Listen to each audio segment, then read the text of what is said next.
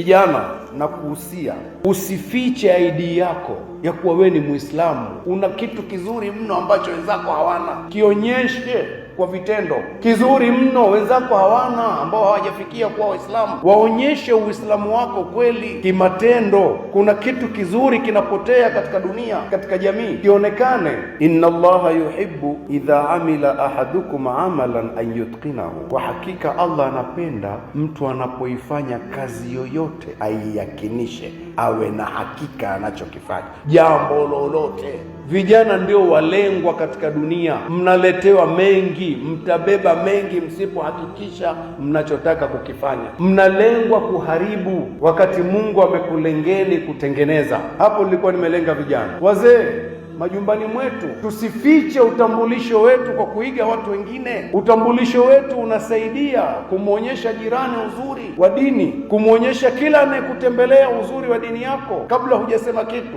Tukificha uzuri huu, baraka zitakosekana. Tutazipataje baraka zilizomo ndani ya Qur'ani wakati tumeambiwa tusome kwa mazingatio, ikiwa nyumbani kwako hata msahafu wa tafsiri hakuna? Ondoka nalo hilo, iwe ni changamoto inakusumbua kichwa. Kwa nini sijanunua msahafu wa tafsiri ambao lugha yetu itaweza kuelewa, ili mwanangu naye aweze kufungua kusoma?